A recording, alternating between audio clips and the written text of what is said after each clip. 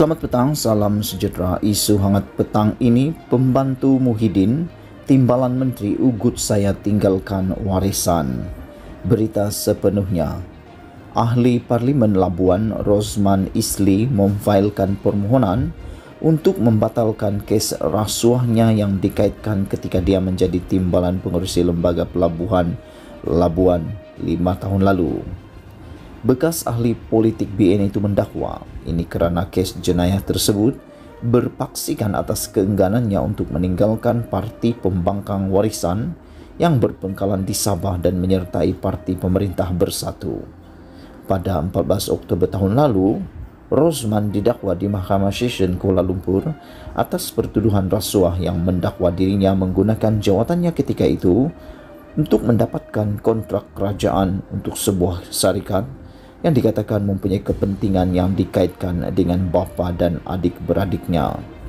Semasa sidang media sejurus selepas dia didakwa pada hari itu, tertuduh mendakwa pertuduhan yang dikenakan adalah kerana keengganannya berpaling tada daripada warisan dan menyokong pentadbiran Perikatan Nasional PN.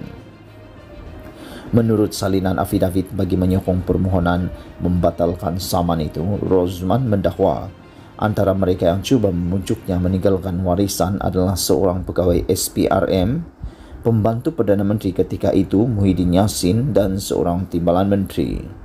Dia mendakwa ini adalah sebahagian daripada usaha untuk cuba mendapatkan sokongannya sejak 29 Februari 2020.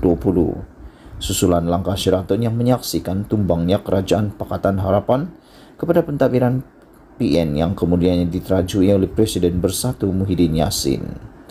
Rosman mendakwa pada 16 Mac tahun itu dia telah dipanggil oleh SPRM dari Putrajaya untuk merakamkan kenyataan semasa sesi yang berlangsung selama 6 jam. Katanya, seorang pegawai daripada Suruhanjaya itu didakwa bertanya, mengapa begitu sukar bagi ahli parlimen warisan itu meninggalkan parti tersebut dan menyokong Muhyiddin. Kenapa susah sangat nak sokong Perdana Menteri kita ini kalau YB yang berhormat Rosman beri sokongan, kerja saya pun jadi senang, dakwa ahli parlimen itu. Rosman juga mendakwa bahawa kemudian sekitar bulan Ramadan pada 2020, dia menerima panggilan telefon daripada seorang pembantu Muhyiddin dan saya telah ditawarkan jawatan pengerusi Perbadanan Labuan dengan syarat saya menyertai parti PPBM dan meninggalkan parti Warisan Sabah. Ahli Parlimen Labuan itu mendakwa pada masa yang sama, pembantu itu memberi ugutan bahawa dia akan diheret ke mahkamah jika menolak tawaran tersebut. Rosman mendakwa pada pertengahan Mac tahun lalu dirinya dihubungi oleh seorang pegawai dari ibu pejabat SPRM untuk memberikan tarik lapang untuk dihadapkan ke mahkamah. Dakwanya pada keesokan hari, dia menerima panggilan telefon daripada seorang kawan dari Sabah yang menawarkan untuk membantunya bagi memastikan SPRM tidak meneruskan kes terhadapnya dengan syarat dia menyertai Bersatu dan menyokong Muhyiddin.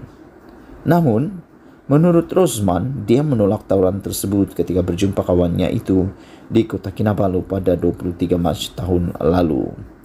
Ahli Parlimen Labuan itu juga berhujah bahawa beberapa hari selepas itu, seorang timbalan menteri memanggilnya untuk berjumpa rakannya di SPRM yang didakwa boleh membantunya daripada diheret ke mahkamah.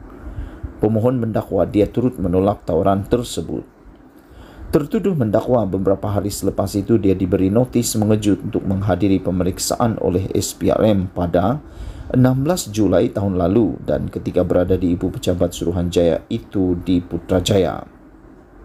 Rosman berkata dia dimaklumkan akan didakwa di Kompleks Mahkamah Kuala Lumpur beberapa hari kemudian pada 23 Julai namun dia hanya didakwa pada 14 Oktober tahun lalu.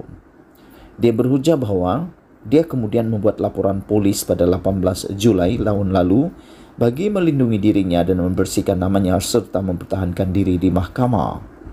Saya dinasihati oleh peguam bela saya yang mana saya sesungguhnya percaya bahawa mahkamah yang mulia ini mempunyai kuasa untuk membatalkan dan atau mengelepihkan pertuduhan yang dikenakan terhadap saya yang mana telah dilakukan dengan niat jahat, bersifat penindasan, dan terjumlah kepada satu penyalahgunaan proses mahkamah.